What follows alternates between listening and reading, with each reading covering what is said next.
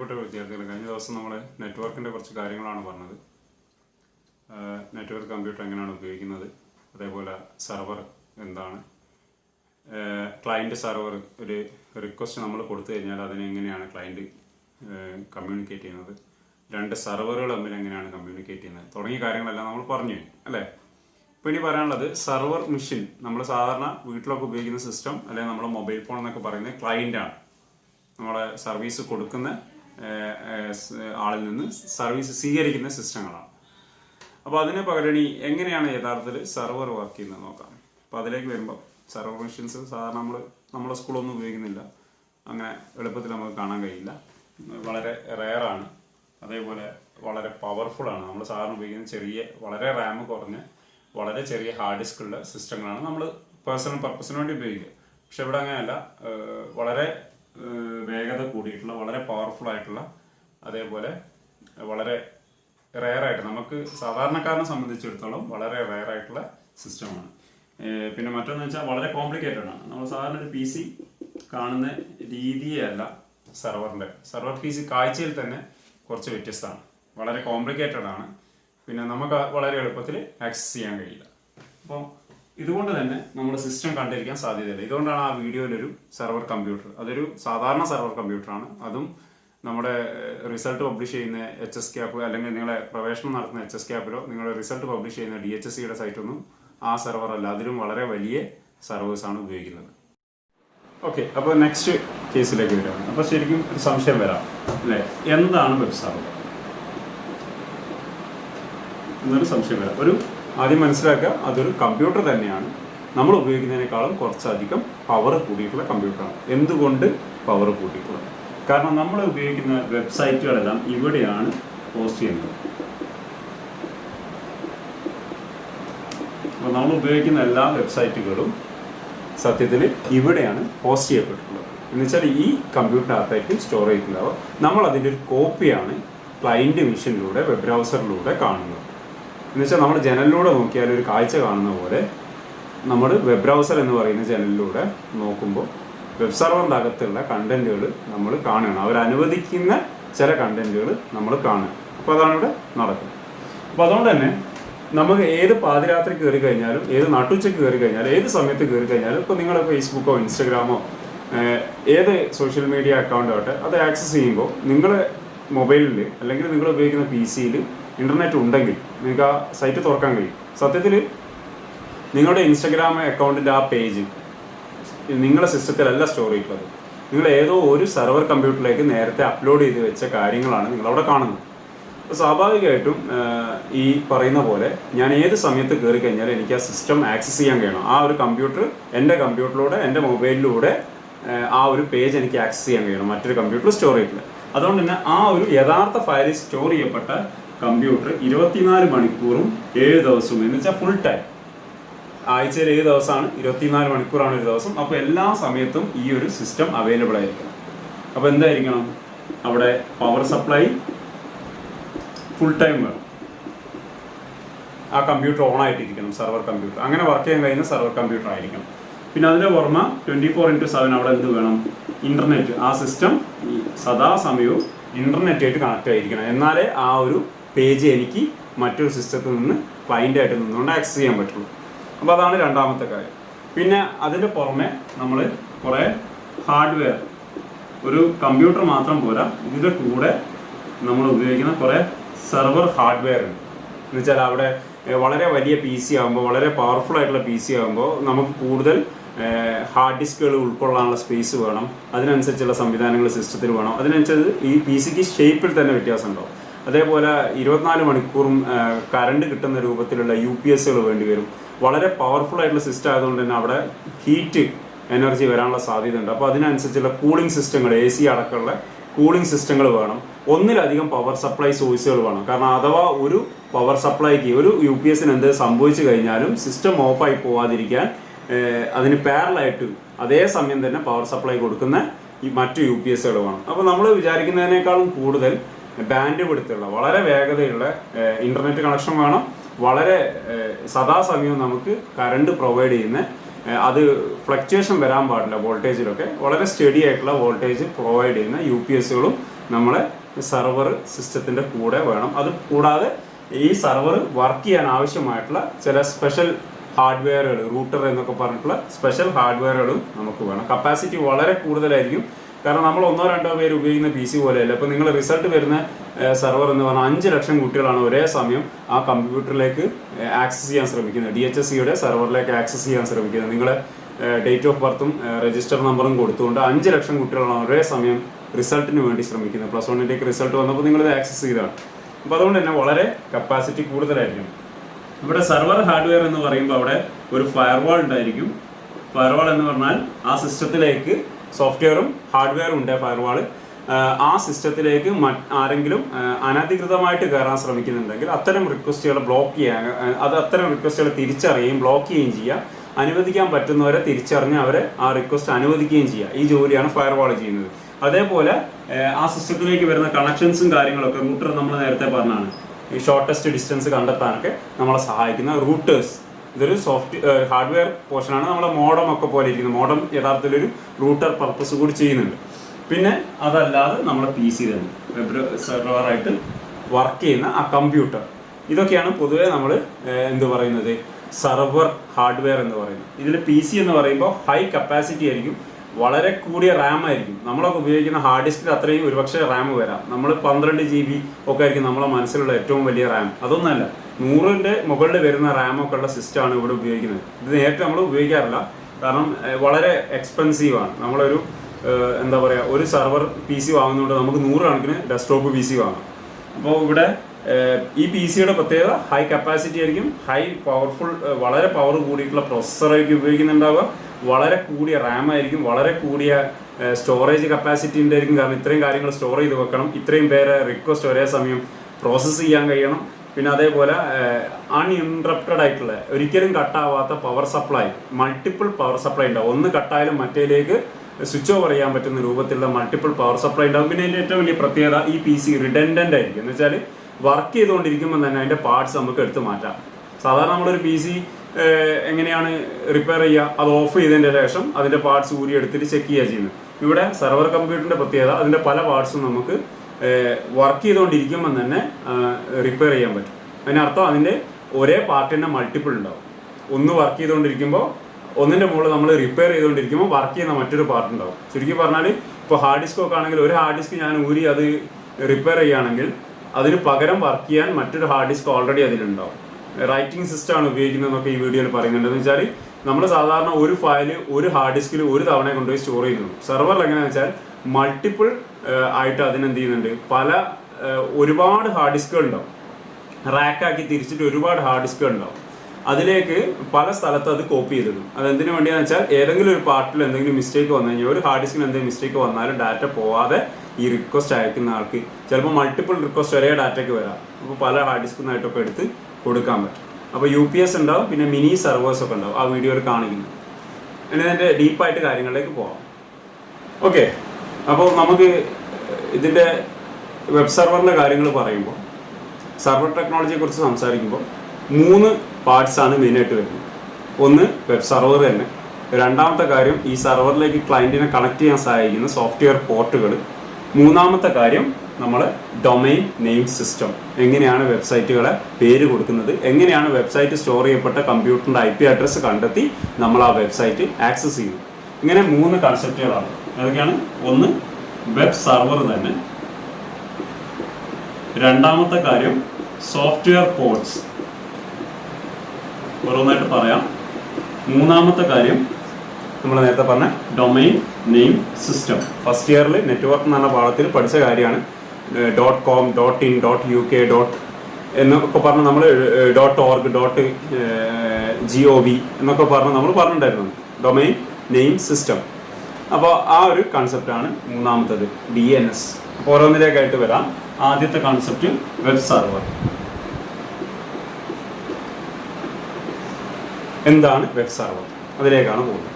Okay, ഇപ്പോൾ web server എന്ന് പറയുമ്പോൾ സത്യത്തിൽ നമ്മൾ ക്ലയൻറ്റ് സിസ്റ്റം, ഇതൊരു ക്ലയൻറ്റ് സിസ്റ്റമാണെന്ന് അസ്യൂം ചെയ്യുക.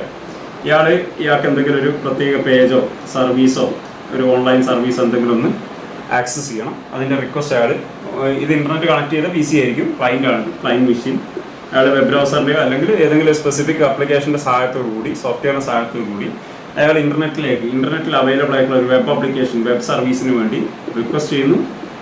നമ്മൾ ക്ലൗഡ് കമ്പ്യൂട്ടിങ്ങിന് ഇന്റർനെറ്റിനൊക്കെ ഈ ചിഹ്നമാണ് ഉപയോഗിക്കുക. മേഘം പോലെ എല്ലാവർക്കും മുകളിലോട്ട് നോക്കിയാൽ കാണാവുന്ന എന്ന അർത്ഥത്തിലാണ് വെബ് സർവീസുകൾക്ക് ഇന്റർനെറ്റിനൊക്കെ ക്ലൗഡിൻ്റെ ചിത്രം കൊടുക്കുന്നത്. അപ്പോൾ ഇവിടെ നമ്മൾ റിക്വസ്റ്റ് ചെയ്യുന്നു. ആ റിക്വസ്റ്റ് ഇന്റർനെറ്റിലൂടെ അതെങ്ങനെ പോകുന്നു എന്നുള്ളതൊക്കെ വരുന്നുണ്ട്. സർവർ കമ്പ്യൂട്ടറിൽ എന്ന് വെച്ചാൽ ലോകം മൊത്തം അവൈലബിൾ ആയിട്ടുള്ള ഒരു ഭൂമിയുടെ ചിത്രം കൊടുത്തിട്ടുണ്ടാവും. സെർവർ കമ്പ്യൂട്ടറിലേക്ക് പോകുന്നു. വെബ് സർവർ എന്നാണ് പറയുക. സെർവർ എന്ന് പറഞ്ഞാൽ വെബ് സർവർ എന്ന് പറഞ്ഞാലൊക്കെ ഒരേ മീനിങ് തന്നെയാണ്. അയാൾ ഈ റിക്വസ്റ്റ് പരിശോധിക്കുന്നു, എന്നിട്ട് അതിനോട് റെസ്പോണ്ട് ചെയ്യുന്നു. നമുക്കൊരു ചിലപ്പോൾ ഡിനേ ചെയ്യുന്നതാവാം, ചിലപ്പോൾ സർവീസ് പ്രൊവൈഡ് ചെയ്യുന്നതാവാം, രണ്ടായാലും റെസ്പോൺസ് തന്നെയാണ്. അപ്പോൾ ആ ഒരു റെസ്പോൺസ് തിരിച്ചു തരും. ഇങ്ങനെയാണ് നമ്മൾ ജിമെയിൽ ആണെങ്കിലും ഫേസ്ബുക്ക് ആണെങ്കിലും വാട്സപ്പ് ആണെങ്കിലും നമ്മൾ എന്ത് ഇൻ്റർനെറ്റ് പ്രൊവൈഡ് ചെയ്യുന്ന സർവീസുകൾ ഉപയോഗിക്കുമ്പോൾ ഈ രൂപത്തിലാണ് വർക്ക് ചെയ്യുന്നത്. ഇപ്പോൾ ഇവിടെ ഈ ക്ലയൻറ്റ് എന്ന് പറയുന്നത് PC തന്നെ ആയിക്കൊള്ളുന്നില്ല. നിങ്ങൾ ഇൻ്റർനെറ്റ് ആക്സസ് ചെയ്യാൻ ഉപയോഗിക്കുന്ന ഒരു സ്മാർട്ട് വാച്ച് ആവാം, ഒരു സ്മാർട്ട് TV ആവാം, അതല്ലെങ്കിൽ ഒരു സ്മാർട്ട് ഫോൺ ആവാം. എന്തായാലും ക്ലയൻറ്റ് എന്ന ചിത്രം കൊണ്ട് പക്ഷെ പൊതുവെ നമ്മൾ സിസ്റ്റത്തിൻ്റെ PC ഇവിടെ ഒരു മോണിറ്ററിൻ്റെ ചിത്രം വെച്ചാണ് ക്ലയൻറ്റിനെ സാധാരണഗതിയിൽ കാണിക്കാറ്. ഇതിൻ്റെ കൂടെ ശരിക്കും CPU ചിത്രം കൂടി കാണിക്കണം. സർവറിനെ പൊതുവെ ഒരു റെക്റ്റാങ്കിൾ ബോക്സ് ഒരു CPU ആയിട്ടാണ് കാണിക്കാറ്. ഓക്കെ, അപ്പോൾ ഇതാണ് യഥാർത്ഥത്തിൽ നമ്മളെ ഇൻ്റർനെറ്റിൽ നടക്കുന്ന റിക്വസ്റ്റും അതിനോടുള്ള റെസ്പോൺസും, സർവീസ് റിക്വസ്റ്റും സർവീസ് പ്രൊവൈഡ് ചെയ്യുന്ന രീതി. ഓക്കെ, അപ്പോൾ നമുക്ക് എന്തിനാണ് ഒരു സെപ്പറേറ്റ് PC, സാധാരണ ഡെസ്ക്ടോപ്പ് PC അല്ലാതെ എന്തിനാണ് നമുക്കൊരു സെർവർ PC? യഥാർത്ഥത്തിൽ ഒരു സെർവർ സോഫ്റ്റ്വെയർ ഇൻസ്റ്റാൾ ചെയ്ത് കഴിഞ്ഞാൽ ഏത് ഡെസ്ക്ടോപ്പ് PCയും സെർവർ PC ആക്കി മാറ്റാം. പക്ഷെ അത് റിക്വസ്റ്റുകൾ താങ്ങില്ല. ഒരു പരിധിയുടെ പുറത്തേക്ക് പോയി കഴിഞ്ഞാൽ അയാളുടെ റാമും അയാളുടെ സ്റ്റോറേജൊന്നും മതിയാവാതെ. അപ്പോൾ നമുക്ക് സ്പെഷ്യലൈസ്ഡ് വേണ്ടി വളരെ ലെസ്സർ നമ്പർ യൂസേഴ്സിന് ഉപയോഗിക്കാനുള്ളതാണ് സാധാരണ കമ്പ്യൂട്ടർ. അതേസമയം യൂസേഴ്സിൻ്റെ എണ്ണം ഞാൻ നേരത്തെ പറഞ്ഞ പോലെ 5 ലക്ഷമൊക്കെ ആവുകയാണെങ്കിൽ അവിടെ നമ്മൾ സ്പെഷ്യൽ PCകൾ ഉപയോഗിക്കേണ്ടി വരും. വളരെ കപ്പാസിറ്റി കൂടിയിട്ടുള്ള, അതേപോലെ ഹാർഡ്വെയർ വളരെ ഹൈ ആയിട്ടുള്ള, വളരെ പവർഫുൾ ആയിട്ടുള്ള പ്രത്യേക സംവിധാനങ്ങളുള്ള സെർവർ ഹോസ്റ്റ് ചെയ്ത് വെച്ച സംവിധാനങ്ങൾ നമ്മൾ ഉപയോഗിക്കേണ്ടി വരും. അപ്പോൾ അവിടെ നമ്മൾ എന്തുകൊണ്ട് ഉപയോഗിക്കുന്നത് വെച്ചാൽ നമ്പർ ഓഫ് യൂസേഴ്സും അതിൻ്റെ റിക്വസ്റ്റിൻ്റെ എണ്ണമൊക്കെ വളരെ വലുതാണ്. കൂടുതൽ യൂസേഴ്സ് വരുമ്പോൾ നമുക്ക് സാധാരണ ഒരു PC-യിൽ നിങ്ങൾക്ക് അറിയാലോ 1-2 ഹാർഡ് ഡിസ്കൊക്കെ ഉണ്ടാവുക, അതിനുള്ള റാക്കാണ് ഉണ്ടാവുക. ഇനി നമുക്ക് ഒരു സെർവർ പോരാ, ഒരുപാട് സെർവർ വേണമെങ്കിൽ അങ്ങനെ ഉപയോഗിക്കാം. അതിനാണ് നമ്മൾ എന്ത് പറയുക, സെർവർ റാക്ക് എന്ന് പറയും. ഇതിൻ്റെ ചിത്രമൊക്കെ ആ ഒരു ഇതിൽ കാണിക്കുന്നുണ്ട്. റാക്ക് എന്ന് വെച്ചാൽ എന്താ അറിയാലോ, അറകൾ. അപ്പോൾ സെർവർ ഒരു റാക്കിൻ്റെ അകത്ത് ഒരു സെർവറായിട്ട് അങ്ങനെ മൾട്ടിപ്പിൾ സെർവേഴ്സിനെ ഒറ്റ സിസ്റ്റം പോലെ ഉപയോഗിക്കാം, ഒറ്റ വെബ് സെർവർ പോലെ ഉപയോഗിക്കാം. അങ്ങനെയാണ് വലിയ നമ്മളെ ഇപ്പോൾ ഈ DHCP ആണെങ്കിലും HSCAP ആണെങ്കിലും ഒക്കെ ഉപയോഗിക്കുന്നത്. ഇനി അതല്ല, ഗൂഗിളൊക്കെ പോലുള്ള വലിയ കമ്പനികളാണെങ്കിൽ അവർക്ക് ഏതാനും സെർവേഴ്സ് സെറ്റ് ചെയ്ത് റാക്ക് മതിയാവില്ല, അവർ മൾട്ടിപ്പിൾ റാക്ക് ഉപയോഗിക്കും. ഒരു റാക്കിൽ തന്നെ മൾട്ടിപ്പിൾ കമ്പ്യൂട്ടേഴ്സ് ഉണ്ടാവും, അങ്ങനെയുള്ള മൾട്ടിപ്പിൾ റാക്കുകൾ ഉപയോഗിക്കും. അപ്പോൾ ആ ഓരോ റാക്കിൻ്റെ അകത്തും അപ്പോൾ നമ്മളൊക്കെ ഉപയോഗിക്കുന്ന ജിമെയിൽ ആണെങ്കിലും വാട്സപ്പ് ആണെങ്കിലും ഒക്കെ അതിൻ്റെയൊക്കെ ബാക്കപ്പ് ആയിട്ട് വർക്ക് ചെയ്യുന്ന, അതിൻ്റെയൊക്കെ യഥാർത്ഥ സർവീസ് പ്രൊവൈഡ് ചെയ്യുന്ന PC എന്ന് പറഞ്ഞാൽ ഒരു PC ആയിരിക്കില്ല എന്നർത്ഥം. ആയിരക്കണക്കിന് PCകളായിരിക്കും, ആയിരക്കണക്കിന് റാക്ക് ഉണ്ടാവും, ഓരോ റാക്കിലും മൾട്ടിപ്പിൾ PC ഉണ്ടാവും. ഇങ്ങനെയാണ് സിസ്റ്റം വർക്ക് ചെയ്യുന്നത്. ഈ ഓരോ PCക്കും പവർ സപ്ലൈ ഉണ്ടാവും, മൾട്ടിപ്പിൾ പവർ സപ്ലൈ ഉണ്ടാവും. ഏതെങ്കിലും പവർ സപ്ലൈ മുടങ്ങിയാലും മറ്റൊന്നിലേക്ക് സ്വിച്ച് ഓവർ ചെയ്യാനുള്ള കഴിവുള്ള സിസ്റ്റം ആയിരിക്കും ഇത്. അതാണ് ഞാൻ നേരത്തെ പറഞ്ഞ റിഡൻഡന്റ് എന്ന് പറഞ്ഞത്. അതേപോലെ നമുക്ക് വർക്ക് ചെയ്തുകൊണ്ടിരിക്കുമ്പോൾ തന്നെ ഇതിൻ്റെ ഹാർഡ് ഡിസ്ക് മാറ്റി അപ്ഗ്രേഡ് ചെയ്യുകയോ റാം കൂട്ടുകയോ കുറയ്ക്കുകയൊക്കെ ചെയ്യാൻ പറ്റും. ഓക്കെ, അപ്പോൾ ഇങ്ങനെ നമ്മൾ സെർവർ അതിൻ്റെ ഹാർഡ്വെയർ സാധനങ്ങളൊക്കെ സംവിധാനങ്ങളൊക്കെ ഒരു പ്രത്യേക ബിൽഡിങ്ങിൽ ഒരു സ്ഥലത്ത് ഒരു റൂമിൽ സെറ്റ് ചെയ്യുകയാണെങ്കിൽ അതിന് പറയുന്ന പേരാണ് ഡാറ്റ സെൻറ്റർ. എന്ന് വെച്ചാൽ യഥാർത്ഥത്തിൽ ഫിസിക്കലി നമ്മളെ വെബ് സെർവർ ഉള്ള സ്ഥലം. ഇപ്പോൾ നിങ്ങളൊക്കെ ഫേസ്ബുക്ക് ഉപയോഗിക്കുമ്പോൾ അതിൻ്റെ ഒരു PC യഥാർത്ഥത്തിൽ എവിടെയോ ഏതോ ഒരു ബിൽഡിങ്ങിൽ ഇന്ത്യയിലോ .in ആണ് ഇന്ത്യയിലായിരിക്കും, .com ആണെങ്കിൽ മിക്കവാറും അത് അമേരിക്കയിലോ അല്ലെങ്കിൽ ഒരു കൊമേഴ്ഷ്യൽ എന്നുള്ള അർത്ഥമുണ്ട് .comന്. അപ്പോൾ ആ ഏത് സ്ഥലത്താണ് അത് ഹോസ്റ്റ് ചെയ്യപ്പെട്ടത്, ഈ നിർത്താതെ തടസ്സപ്പെടാത്ത ഇൻ്റർനെറ്റോടുകൂടി തടസ്സപ്പെടാത്ത കറണ്ടോടുകൂടി എവിടെ വെച്ചാണ് അവർ അത് വർക്ക് ചെയ്യുന്നത്, ആ സ്ഥലത്തിന് പറയുന്ന പേരാണ് ഡാറ്റാ സെൻറ്റർ. ഡാറ്റയാണല്ലോ നമ്മൾ സെർവറിൽ സ്റ്റോർ ചെയ്യുന്നത്. അപ്പോൾ ഈ ഡാറ്റാ സെൻറ്റർ എന്നാണ് അതിന് പറയുക. ഇവിടെ ഞാൻ നേരത്തെ പറഞ്ഞ പോലെ വളരെ ഹൈ കപ്പാസിറ്റി ഉള്ള ഇൻ്റർനെറ്റ് ആയിരിക്കും, ബാൻഡ് വിഡ്ത്ത് വളരെ ഹൈ ആയിരിക്കും. ഇൻ്റർനെറ്റ് ഒരിക്കലും അത് നേരിട്ട് നമ്മളൊക്കെ ഉപയോഗിക്കുന്ന പോലെ ഒരു സർവീസ് പ്രൊവൈഡ് ചെയ്യുന്ന അവർക്ക് കോൺടാക്ട് കൊടുത്ത ആളോട് വാങ്ങി ഉപയോഗിക്കുകയല്ല ചെയ്യുന്നത്, നേരിട്ട് ഇവരിലേക്ക് കേബിൾ കൊടുത്തിട്ടുണ്ടാവും. നമ്മളൊക്കെ വീട്ടിലെങ്ങനെ ഇൻ്റർനെറ്റ് എത്തുന്നത് വെച്ചാൽ അത് പലർക്കും ഇൻ്റർനെറ്റ് കൊടുക്കുന്ന ആ ഒരു കേബിളിൽ നിന്ന് നമുക്കൊരു ഇൻ്റർനെറ്റ് തന്നിട്ടുണ്ടാവും. ഇവിടെ അങ്ങനെയല്ല, ഇവർക്ക് വേണ്ടി സെപ്പറേറ്റ് ആയിട്ട് നേരിട്ട് വരുന്ന ഡാറ്റ കണക്ഷൻ ആയിരിക്കും. അതുകൊണ്ട് ഹൈ സ്പീഡായിരിക്കും, ഇൻ്റർനെറ്റ് ഒരിക്കലും ബ്രേക്ക് ആവുകയില്ല. അത് തന്നെയാണ് നമ്മൾ ഡാറ്റാ സെൻറ്റർ എന്ന് പറയുന്നത്. High band width data connectivity ഉണ്ടാവും, അൺഇൻറ്ററപ്റ്റഡ് ആയിട്ടുള്ള പവർ സപ്ലൈ ഉണ്ടാവും. പിന്നെ ഞാൻ നേരത്തെ പറഞ്ഞ പോലെ വളരെ ഹൈ പെർഫോമൻസ് ഉള്ള സിസ്റ്റങ്ങൾ ഉപയോഗിക്കുന്ന സ്ഥലമായതുകൊണ്ട് തന്നെ ചൂട് വരാനുള്ള സാധ്യതയുണ്ട്. അതുകൊണ്ട് കൂളിംഗ് സിസ്റ്റം ഉണ്ടാവും. പിന്നെ ടെസ്റ്റ് കമ്പ്യൂട്ടറിന് നല്ലതല്ല. സെർവറൊക്കെ എന്ന് വെച്ചാൽ വളരെ ലക്ഷക്കണക്കിന് രൂപ വില വരുന്ന സിസ്റ്റം ആയിരിക്കും. അതുകൊണ്ട് തന്നെ അത് ഡാമേജ് ആയി കഴിഞ്ഞാലൊക്കെ വലിയ നഷ്ടം വരും. അതുകൊണ്ട് ഹൈലി ഡസ്റ്റ് ഫ്രീ ആയിട്ടുള്ള, തീരെ പൊടി കടക്കാത്ത, തീരെ ചൂട് നിലക്കാത്ത AC സംവിധാനങ്ങളോടൊക്കെ കൂടിയിട്ടുള്ള എയർ കണ്ടീഷനിങ്, നമ്മൾ തണുപ്പ് എന്നല്ല വിചാരിക്കേണ്ടത്, എയർ കണ്ടീഷനിങ്ങോട് കൂടിയിട്ടുള്ള, കൂളിങ്ങോട് കൂടിയിട്ടുള്ള സംവിധാനങ്ങളായിരിക്കും ഡാറ്റ സെൻറ്ററുകളിൽ ഉണ്ടാവുക. അപ്പോൾ ഇത് ഇത്രയും കാര്യങ്ങളാണ് നമ്മൾ വെബ് സെർവർ എന്ന് പറയുമ്പോൾ നമ്മൾ മനസ്സിലേക്ക് കടന്നു വരുന്നത്. ഇപ്പോൾ നമ്മൾ വെബ് സെർവറായിട്ട് ബന്ധപ്പെട്ട അതിൻ്റെ ഹാർഡ്വെയർ എന്തൊക്കെ റിക്വയർമെൻറ്റ്സ് വേണമെന്ന്, ഇനി ഈ PC നമ്മൾ എന്തൊക്കെ സോഫ്റ്റ്വെയർ ഉപയോഗിക്കണം അതാണ് അടുത്തതായിട്ട് പറയാൻ പോകുന്നത്. ആദ്യം നമ്മുടെ കയ്യിൽ PC വേണം. വെറും PC, ഒരു കാലി PC കിട്ടിയോണ്ട് കാര്യമല്ലേ. ഒരു സോഫ്റ്റ്വെയറും ഒരു ഓപ്പറേറ്റിംഗ് സിസ്റ്റം ഇൻസ്റ്റാൾ ചെയ്യാത്ത PC നമ്മളെ കയ്യിൽ കിട്ടിക്കഴിഞ്ഞാൽ നമുക്ക് ആ ഹാർഡ്വെയർ ഉപയോഗിക്കാനില്ല. ഹാർഡ്വെയറിൻ്റെയും യൂസറിൻ്റെ ഇടയിൽ നിൽക്കുന്ന പാലമാണ് എന്ത് സോഫ്റ്റ്വെയർ എന്ന് പറയുന്നത്. സോഫ്റ്റ്വെയർ ഉണ്ടെങ്കിൽ നമുക്ക് വേണമെങ്കിൽ അതിനെ ആത്മാവിനോട്, ജീവനോട് സങ്കല്പിക്കാം. ഒരാളെ ശരീരത്തിൽ ജീവൻ ഉണ്ടെങ്കിൽ അയാളെ ശരീരഭാഗങ്ങളെ അയാൾക്ക് ഉപയോഗപ്പെടുത്താൻ കഴിയും എന്ന് പറയുന്ന പോലെ. അപ്പോൾ നമ്മളിവിടെ സോഫ്റ്റ്വെയർ ഇൻസ്റ്റാൾ ചെയ്താൽ മാത്രമേ, ഓപ്പറേറ്റിംഗ് സിസ്റ്റം എങ്കിലും ഉണ്ടെങ്കിൽ നമുക്ക് ആ ഹാർഡ്വെയറിന് ഉപയോഗപ്പെടുത്താൻ പറ്റും. അപ്പോൾ ഇവിടെ PC ഉണ്ടാവും. PCൻ്റെ കൂടെ നമുക്ക് എന്ത് വേണം? ഒരു ഓപ്പറേറ്റിംഗ് സിസ്റ്റം.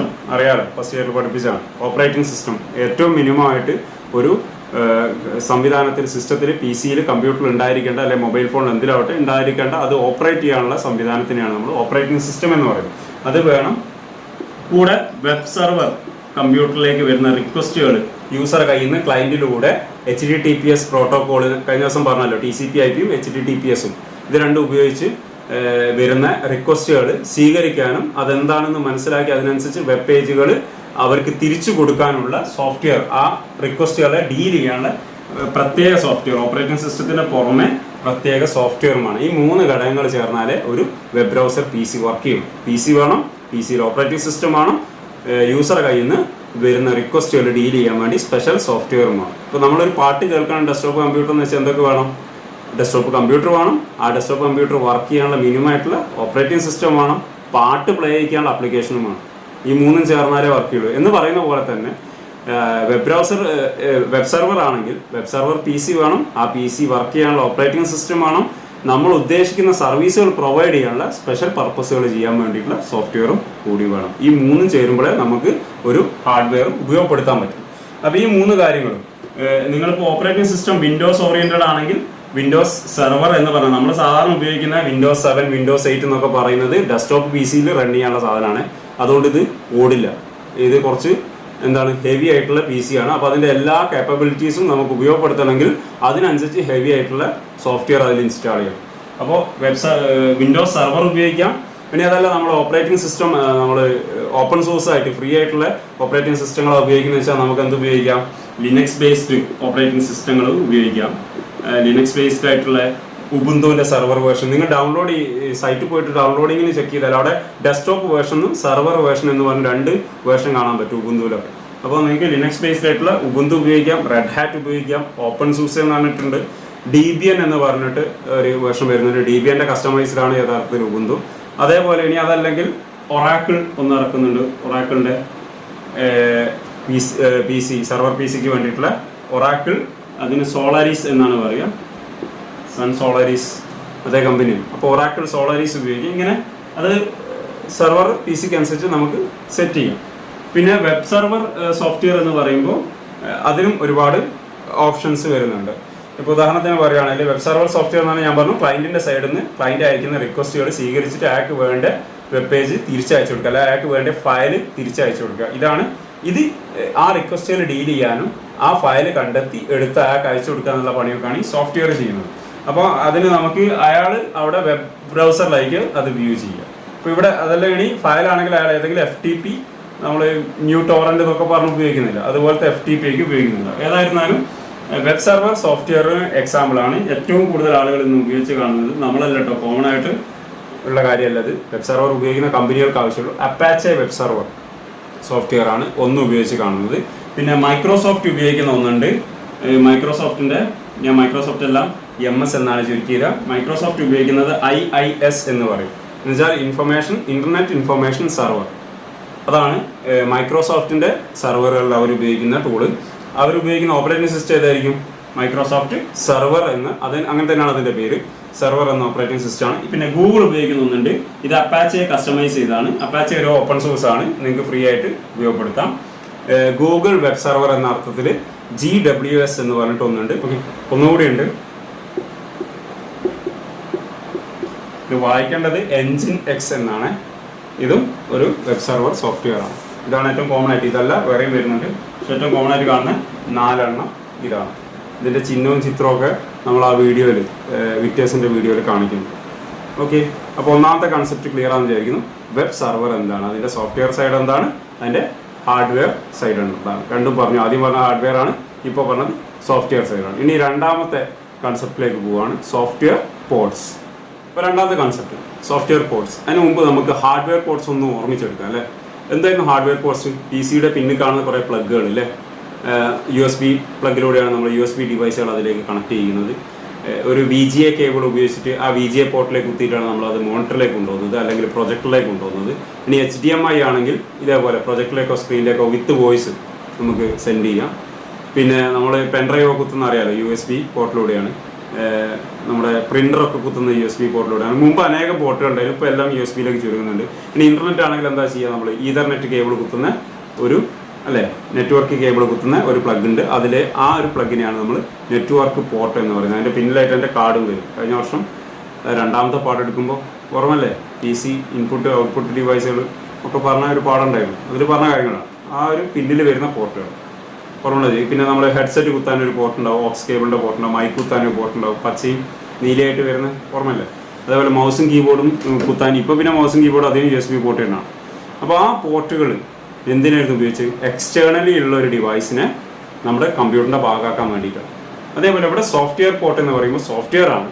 നമ്മൾ സോഫ്റ്റ്വെയറിലൂടെയാണ്, വെബ് ബ്രൗസർ എന്ന് പറഞ്ഞ സോഫ്റ്റ്വെയറിലൂടെയാണ്, അല്ലെങ്കിൽ പ്രത്യേക സോഫ്റ്റ്വെയറുകളിലൂടെയാണ് നമ്മൾ ക്ലയൻറ്റിൽ നിന്നുകൊണ്ട് നമ്മളെ റിക്വസ്റ്റ് സെർവറിലേക്ക് സെൻഡ് ചെയ്യുന്നത്.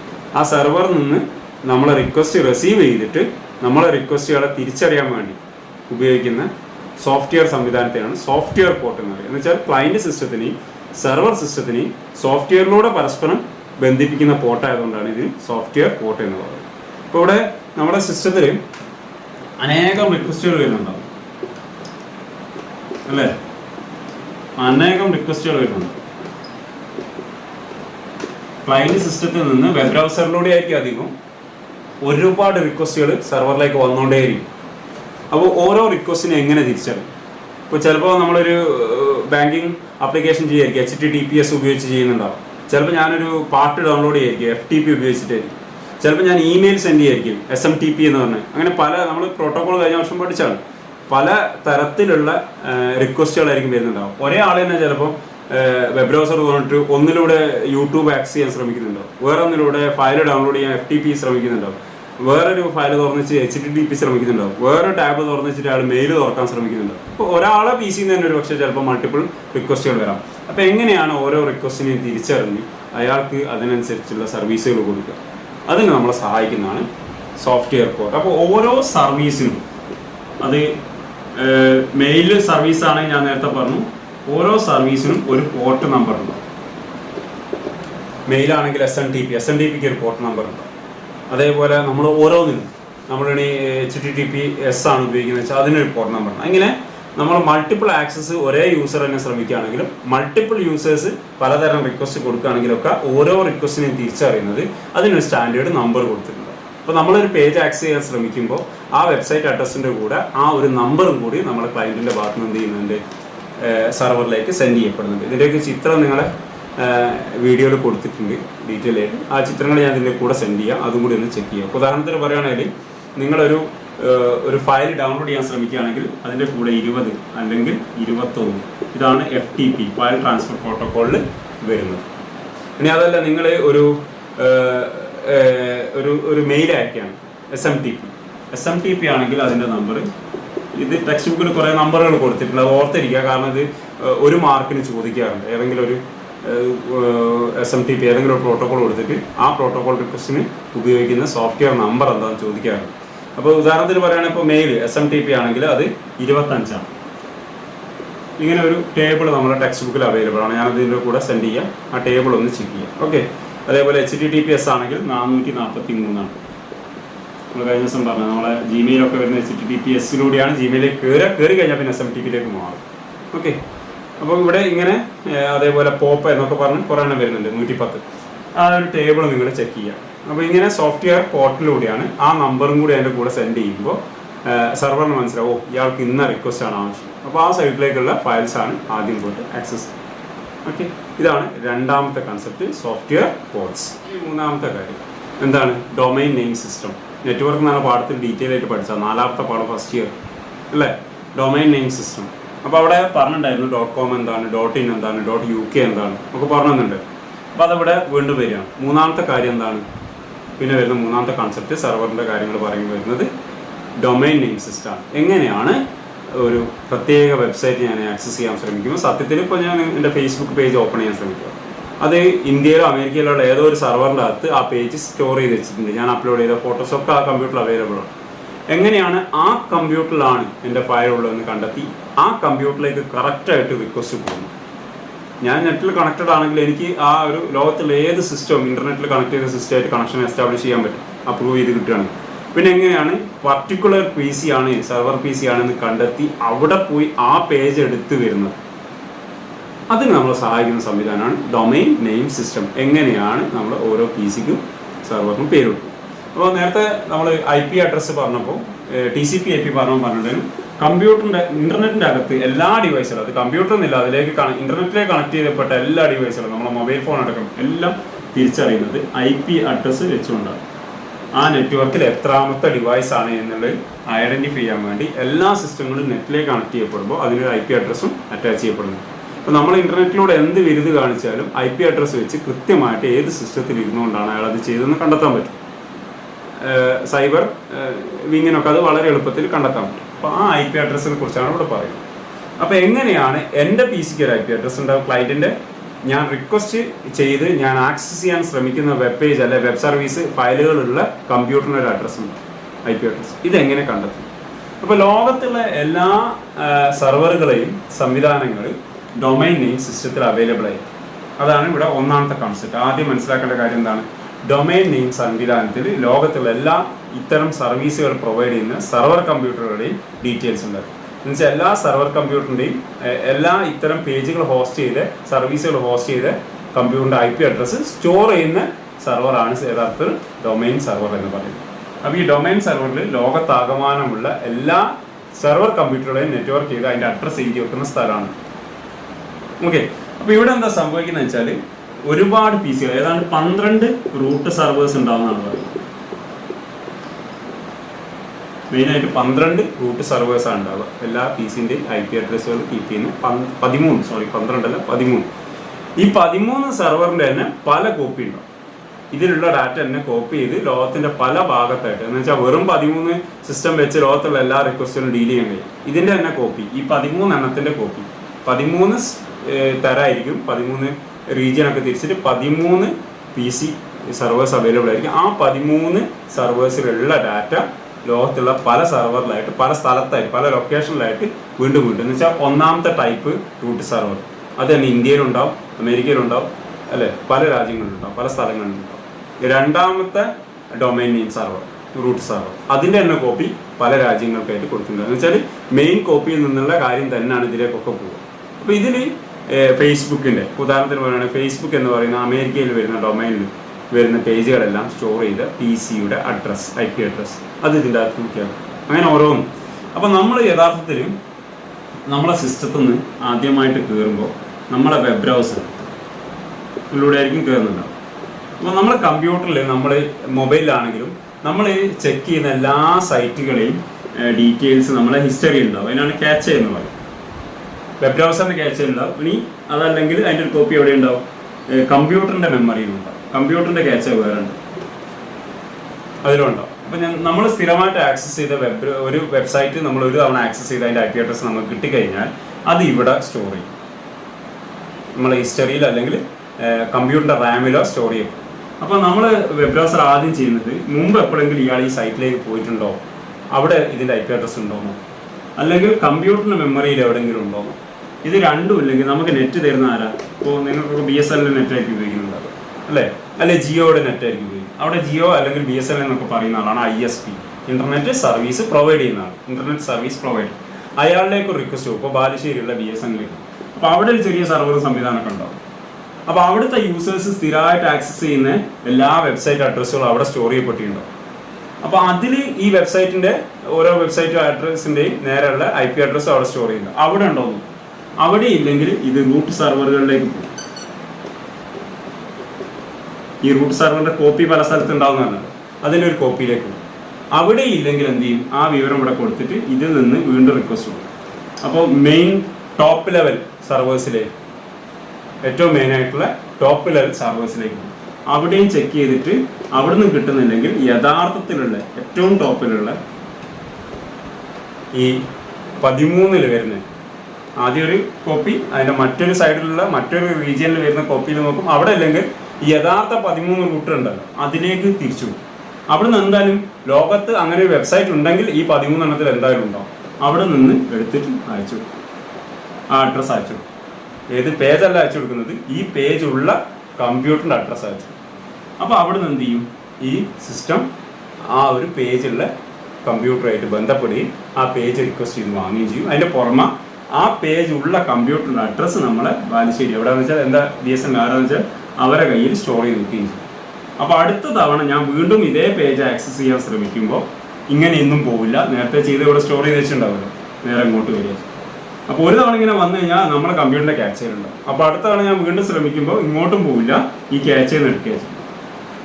ഇങ്ങനെയാണ് ഒരു ഇൻ്റർനെറ്റ് സർവീസ് പ്രൊവൈഡർ നമുക്ക് എന്ത് ചെയ്യുന്നത്, ഈ റൂട്ട് സർവീസിലൂടെ പോയിട്ട് നമ്മളൊരു പേജ് ഇങ്ങനെയാണ് സത്യത്തിൽ. നിങ്ങൾ വാട്സപ്പ് ആണെങ്കിൽ എന്താണെങ്കിലും ഇങ്ങനെയാണ് ആക്സസിൽ. വാട്സപ്പിനേക്കാളും നല്ല എക്സാമ്പിൾ വെബ് ബ്രൗസറാണ്. നമ്മൾ സ്ഥിരമായിട്ട് ആക്സസ് ചെയ്യുന്ന വെബ് പേജ് ആണെങ്കിൽ ക്ലിക്ക് ചെയ്യുമ്പോഴേക്കും അത് നമുക്ക് ആക്സസ് ചെയ്യാൻ പറ്റും. അതേസമയം കംപ്ലീറ്റ് ഹിസ്റ്ററി ക്ലിയർ ചെയ്ത ശേഷം നമ്മൾ വീണ്ടും ആ വെബ് സൈറ്റ് ആക്സസ് ചെയ്യാൻ ശ്രമിക്കുകയാണെങ്കിൽ ചിലപ്പോൾ കുറച്ച് സമയാധികം എടുക്കും. ഇതാണ് അവിടെ സംഭവിക്കുന്നത്. അപ്പം ഓരോ സിസ്റ്റത്തിനെ ഐഡൻറ്റിഫൈ ചെയ്യുന്ന IP അഡ്രസ്സ് ഉപയോഗിച്ചിട്ടാണ്. ആ IP അഡ്രസ്സ് ഏതാണ് എന്ന് കിട്ടിക്കഴിഞ്ഞാൽ വളരെ പെട്ടെന്ന് ആ ആ സെർവറായിട്ട് ഒരു HTTPS കണക്ഷന് ശ്രമിക്കുകയും ആ കണക്ഷൻ എസ്റ്റാബ്ലിഷ് ചെയ്ത് കഴിഞ്ഞാൽ നമുക്ക് ആ പേജ് കിട്ടുകയും ചെയ്യും. ഇപ്പോൾ കഴിഞ്ഞ ദിവസമൊക്കെ പറഞ്ഞ ക്ലയൻറ്റ് സെർവർ എന്ന് പറഞ്ഞ 2 ഭാഗത്ത് വെച്ചിട്ടല്ലേ, ക്ലയൻറ്റ് സെർവർ സിസ്റ്റം പറഞ്ഞപ്പോൾ ഇവിടുന്ന് റിക്വസ്റ്റ് പോകുന്നു, അവിടെ എത്തുന്നു, അവിടുന്ന് അത് ഓതറൈസ് ചെയ്തുകൊണ്ട് നമുക്ക് തിരിച്ചയച്ചു തരുന്നു. ഇങ്ങനെയായിരുന്നു. പക്ഷേ അതിൻ്റെ രണ്ടിൻ്റെ ഇടയിൽ ഇങ്ങനെ ഒരു സംഭവം കൂടി നടക്കുന്നുണ്ട്, ഡൊമൈൻ നെയിം സിസ്റ്റം. ഇത്രയും കാര്യങ്ങളാണ് ഈ 3 കോൺസെപ്റ്റുകളായിട്ട് പറയാനുള്ളത്. വെബ് സെർവർ പറഞ്ഞു, സോഫ്റ്റ്വെയർ പോർട്ട് പറഞ്ഞു, പിന്നെ ഈ പറയുന്ന ഡൊമൈൻ നെയിം സിസ്റ്റം. പിന്നെ നമുക്ക് പറയാനുള്ളത് വെബ് പേജുകൾ എങ്ങനെ ഡിസൈൻ ചെയ്യാമെന്നാണ്. അതാണ് നെക്സ്റ്റ് 20ാമത്തെ ലക്കത്തിൽ വെബ് ഡിസൈൻ. ഓക്കെ, ഇത്രയും ഭാഗം ക്ലിയർ ആണെന്ന് വിചാരിക്കുന്നു.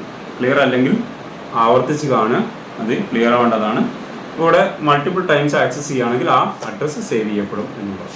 ഓക്കെ, അപ്പോൾ നമ്മൾ ആദ്യമായിട്ടൊരു കമ്പ്യൂട്ടറിൽ നിന്ന് ഒരു പേജ് ആക്സസ് ചെയ്യാൻ ശ്രമിക്കും. നമ്മളെ ക്യാഷയിൽ, നമ്മളെ ഹിസ്റ്ററിയിൽ അതുണ്ടോ നോക്കും. കമ്പ്യൂട്ടറിൻ്റെ വെബ് ബ്രൗസറിൻ്റെ ഹിസ്റ്ററിയിൽ ഉണ്ടോ നോക്കും, കമ്പ്യൂട്ടറിൻ്റെ ഹിസ്റ്ററിയിൽ ഉണ്ടോ നോക്കും. ഇല്ലെങ്കിൽ നമുക്ക് ഇൻ്റർനെറ്റ് സർവീസ് ചെയ്യുന്ന ആൾക്ക് റിക്വസ്റ്റ് അയച്ചിട്ട് അയാൾക്ക് സ്ഥിരമായിട്ട് ആക്സസ് ചെയ്യുന്ന അയാളെ ക്യാച്ചയിൽ ഉണ്ടോ നോക്കും.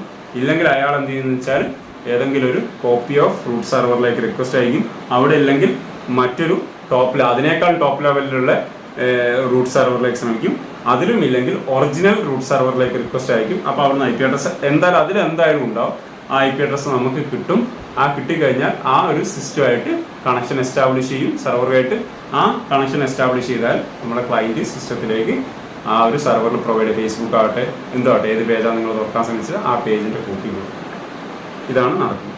ഓക്കെ, അപ്പോൾ അത് പ്രത്യേകം ഓർക്കുക. ഇതിൻ്റെ ഇടയിലൊക്കെ സെക്യൂരിറ്റി ചെക്കിംഗ് ഒക്കെ നടക്കും കേട്ടോ. അപ്പോൾ Gmail നിങ്ങൾ പാസ്വേഡ് യൂസർ നെയിം തെറ്റിച്ച് അടിച്ചു കൊടുത്താൽ നിങ്ങൾക്ക് ആ പേജിലേക്ക് കയറാനൊന്നും കഴിയും, ആ അക്കൗണ്ടിൻ്റെ ഇൻബോക്സിലേക്ക് കയറാൻ കഴിയില്ല. അതൊക്കെ നേരത്തെ പറഞ്ഞ കാര്യങ്ങളായതുകൊണ്ട് ആവർത്തിക്കുന്നു. ഓക്കെ, ക്ലിയർ ആണെന്ന് വിചാരിക്കും.